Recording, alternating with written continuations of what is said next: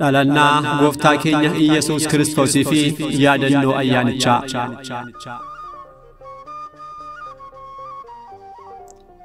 Maqaa Abbaa, kan Ilmaa, kan Hafuura Qulqulluu, Waaqa tokko. Ameen. Dukkana baroota baay'eef addunyaa bitaa ture hambisuuf Waaqayyo nama ta'e.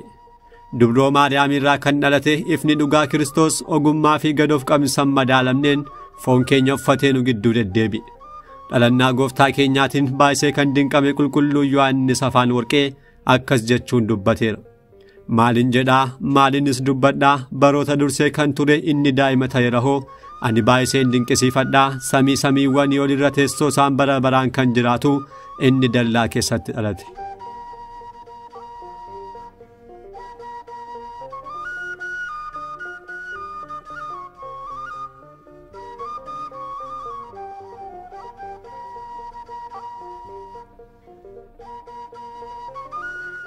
Guyyaan dhalannaa Gooftaa Keenya Iyyesuus Kiristoos kallattiin kitaaba qulqulluutti labsamiin hafuusaatiin addunyaa keenya irratti guyyaawwan adda addaatti kabajama.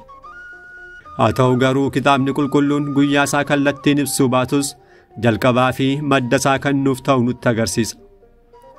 Innis wangeela Luqaas boqonnaa 1 lakkoofsa 26 irratti kan ibsame ji'a ja'effaatti ergamaan qulqulluu Gabri'eelii gara dubroo Maariyaamitti ergame kan jedhudha.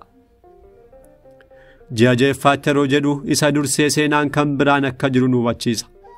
Seenaan kunis ergamaan kun Yohaannis cuubbaan akka dhalatuuf lubicha Zakkaariyaasitti himuusaadha. Wangeela Luqaas boqonnaa 1 lakkoofsa 13. Haadha manaa lubicha Zakkaariyaas kan taate Elsaabees Yohaannis cuubbaan erga ulfooftee booda ji'a ja'effaatti ergamaan kun gara dubroo Maariyaamitti ergame jechuusaati. Kanarraa ka'uun dhaloota Gooftaa Keenyaaf ka'umsa kan taasifannu Elsaabees Yohaannis cuubbaatiin ulfaa'uu isheedha. Kun immoo kan ta'e waggaatti al tokko kan raawwatamu lubichi Zakkaariyaas mana qulqullummaa seenee yeroo aarsaa dhiyeessu ture. Guyyaan kun isaan biratti kan beekamuu fi akka lakkoofsaanitti ji'a torbaffaa isaan afaan isaaniitiin Tasriin kan jedhan akka keenyatti ji'a onkoloolessaa kan ta'u guyyaa 10ffaa irratti kan kabajamu ture. Seera Lewwotaa boqonnaa 16 lakkoofsa 29 akkasumas boqonnaa 23 lakkoofsa 27. Qulqulluun Luqaas dhaloota Gooftaa Keenyaaf haala adda ta'e kanaan dhagaa bu'uuraa nuuf kaa'e. Haaluma wal fakkaatuun abbootiin mana kiristaanaa keenyaa kan akka Yohaannis afaan warqee fi Maari Yohaannis wangeela Luqaas kan hiikan kitaaba isaanii irratti guyyaan lubichi Zakkaariyaas tajaajiluuf mana qulqullummaa seene kun onkoloolessa 10 akka ture ibsaniiru. Lakkoofsi isaanii kun sirna lakkoofsa ji'aa kan fayyadaman yoo ta'u gara sirna lakkoofsa kan keenyaatti yeroo jijjiiramu fulbaana 27 ta'a. Lubichi Zakkaariyaas turtii tajaajila isaa xumuree gara mana isaatti yeroo deebi'u guyyaa 3ffaatti akka lakkoofsa keenyaatti fulbaana 29 Elsaabees ulfoofte. Raajonni kan isaaf dubbatan Yohaannis cuubbaan qulqulluun Gabri'eel akkuma dubbate Gooftaa Keenyaan ji'a ja'a hangafa. Asirraa ka'uun fulbaana 29 irratti ji'a ja'a daballee bitootessa 29 guyyaatti qulqulluun Gabri'eelii samiirraa bu'ee dubroo Maariyaamiin akka ulfooftutti hime ta'a. Wangeela Luqaas boqonnaa 1 lakkoofsa 28 hanga 38. Guyyaa kanarraa ka'uun guyyaa mucaan dhiiraa gadameessa haadha isaa keessa turu guyyoota 275 yookiin ji'a 9f guyyaa 5 jechuudha. Guyyoota qaamme 5 daballee yeroo lakkoofnu muddee 29 argan. Innis guyyaatti Gooftaan Keenya Iyyesuus Kiristoos akkuma raajii dubbatameen magaalaa Daawit Beetelemitti dhalatedha. Manni kiristaanaa keenya baroota 3 haala kanaan kan kabaju yommuu ta'u, bara Yohaannis immoo qaammeen 6 waan ta'uuf guyyaa tokko gadi buttee muddee 28 kan kabajudha.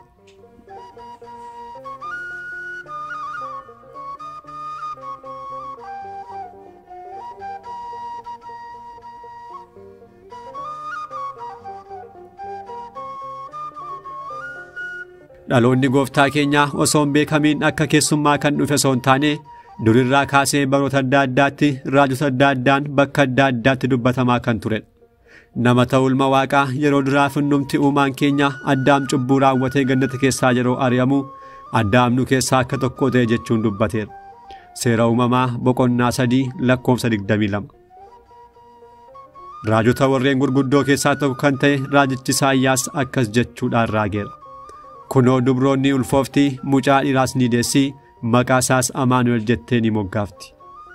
Raajii Isaayyaas boqonnaa 7 lakkoofsa 14. Akkasumas maalummaa fi amala mucaa dhalatu kanaa mucaan nuuf dhalateera, ilmis nuuf kennameera, humni mootummaa isaa gatitti isaarra jira, maqaan isaa gorsaa, dinqii, waaqayyo jabaa, abbaa bara baraa, hangana nagaa jedhama jechuun dhaloota gooftaa keenyaa waggoota dhibboota baay'ee dursuun dubbateera. Raajii Isaayyaas boqonnaa 9 lakkoofsa 6. Gooftaan keenya Beetliheem dhalachuusaa immoo Miikiyaas, ati yaa Beetliheem kutaa Efraataa, ati mandaroota Yihuudaa keessaa ishee xiqqoodha, si keessaa garuu hundeensaa durii kaasee bara baraaf kan ta'e Israa'eliin kan bitu si keessaa naaf ba'a jechuun barreesseera. Raajii Miikiyaas boqonnaa 5 lakkoofsa 2. Deemsa isaanii keessa seenaawwan tokko tokko haa qabaatan malee kitaabonni kakuu moofaa guutummaan waa'ee dhufaatii gooftaa keenyaaf akka barreeffaman abbootiin keenya hiikaniiru.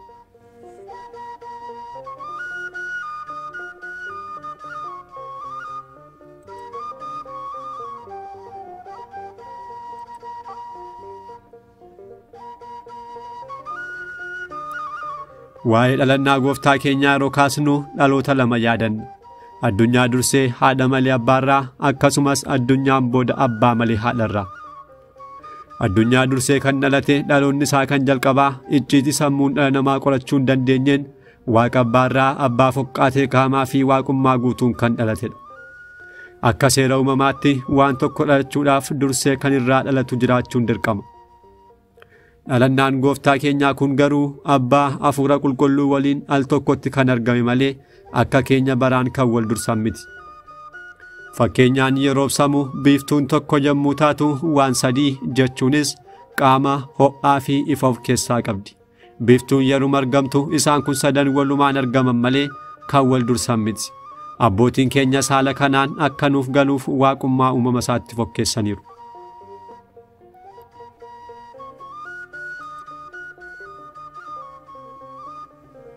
Dhaloonni isaa kan lammeeffaa abbaa malee haadharraa akkas ture. Subaayeen abbootii keenyaan lakkaa'amaa turee fi barri raawwii raajii isaanii yeroo ga'u Waaqayyo ergamaa Gabri'eelii gara dubroo Maariyaamitti erge.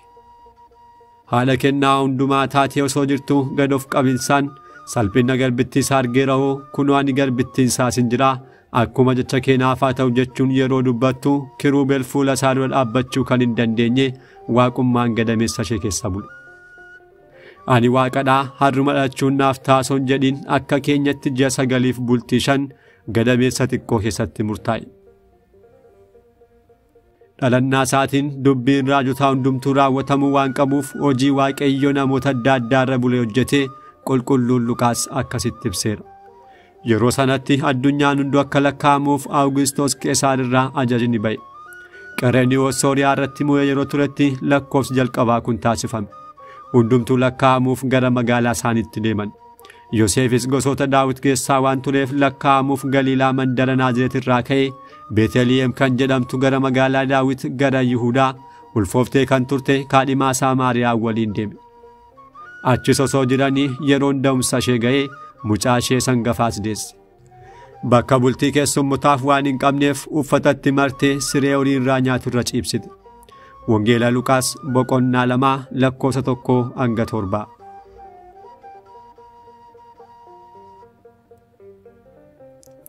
Addunyaa hunda kan uumee fi kan bitu uumaan keenya akkuma haadha isaa gad of qabummaa yaada keenyaan bira ga'amuu hin dandeenyeen gara biyya lafaatti dhufe. Mana sooressootaa fi kanneen humna qabanitti dhalachuu osoo danda'u dubroo hiyyeettii bakka bultii hin qabne irraa dallaa horii keessatti dhalate. Ergamaan Waaqayyoo namoota halkan sana horii isaanii eegaa turanitti dhiyaatee hin sodaatinaa namoota hundumaaf kan ta'u ergaa gammachuun isinitti himaa har'a magaalaa Daawititti fayyisaan innis Kiristoos gooftaa kan ta'e isiniif dhalateera. Kunis mallattoo isiniif ni ta'a mucaan wayyaan maramee siree horii irraa nyaatu irra ciisu ni argattu jedhe. Achumaanis ergamoonni baay'een ergamicha waliin turan. Waaqayyoon galateeffachaa galanni Waaqayyoof samii irratti nagaanis lafa irratti dhala namaaf jedhanii faarfachaa turan. Tiksitoonni kun afaan ergamaa Waaqayyoo irraa kan dhagaan mirkaneeffachuuf yeroo deeman akkuma jedhame dubroo mucaa ishee waliin argan. Waan ergamaa Waaqayyoo isaanitti hime waa'ee mucichaa yeroo baasan namoonni kana dhagaan baay'een ni dinqisifatan. Kasoomtuu kan taate dubroon Maariyaamii garuu dubbii isaanii laphee ishee keessatti yaadaa eegaa turte.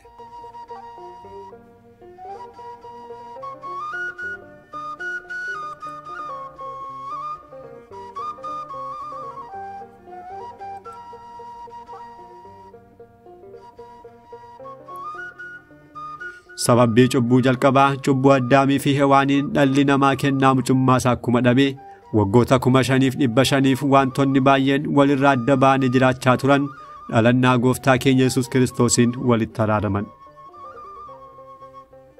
Namaa fi Waaqayyoo. Maatiiwwan keenya warreen duraa Addaamii fi Hewaan abboommii isaa cabsuun jaalala Waaqayyoo irraa adda ba'anii waggoota kumoota baay'eef dhiifama kan hin qabne diina keenya diiyaabiloosiif bitamaa turan. Dhalannaa Gooftaa Keenyaatiin Waaqni nama ta'e namnis Waaqa ta'e kabajaa fi mucummaa keenya duraanuuf deebise. Saboota Waaqayyoo fi warreen hin amaniin. Saboota Waaqayyoo kan jedhaman ijoolleen Israa'elii fi saboonni warreen Waaqayyoon hin beekne yeroowwan adda addaatti jeequmsa walitti kaasanii wal booji'aa turan. Kunis dursanii mana qulqullummaa gubanii meeshaalee qulqullaa'oo fi saboota Waaqayyoo boojuuf dhufaa kan turan mootonni Baabiloonii fi kanneen biroo dhalannaa Gooftaa Keenyaatiin warqii, ixaanaa fi karbee qabatanii mootiin Yihuudootaan hidhate garam jira jechaa dhufan. Uumaa isaanii argatanii kennaa harka fuudhii warqee mootummaasaaf, ixaana lubummaasaaf, karbee du'a fedhii isaatiin fudhatuuf isaaf kennuun hundumtuu bakka tokkotti ijoollee Waaqayyoo jedhaman. Lubbuu fi foon. Boolla awwaalchaa fi Si'ool keessatti adda ba'anii jiraachaa kan turan fooniif lubbuun dhala namaa tokkummaa isaanii dhalannaa Gooftaa Keenyaan argatan. Gooftaan keenya dhalatee dhuguma du'aa ka'uun akka jiru nu barsiisee du'aa ka'uu isaatiin mirkaneessuun tokkummaa foon keenyaaf lubbuun keenya sababii cubbuutiin dhabannuuf deebise.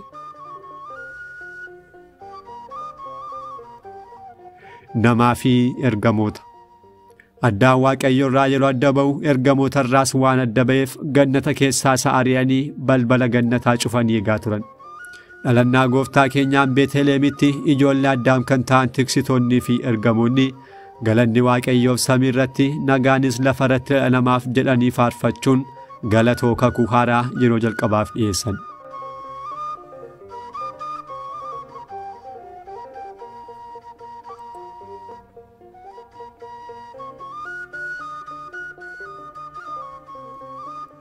Walumaa galatti dhalannaa Gooftaa Keenyaan araarri namaaf Waaqayyo gidduutti kan ittiin raawwatame du'aa fi bittaa diiyaabiloos jalaa kan ittiin fayyine barii dukkanaa darbee ijoollee ifaa kan itti taane ergamoota waliin faarfannee lafaa gara samiitti ol ba'uun tokkummaa qulqullootaatti kan itti dabalamne hundee fayyina keenyaati. Galanni haa ta'u Waaqa tokko kan ta'e Abbaaf, Ilmaaf, Hafuura Qulqulluuf akkasumas uumaa keenya deessee kan nu badhaaste dubroo Maariyaamiif arras yeroo hundumaa hanga bara baraatti. Ameen.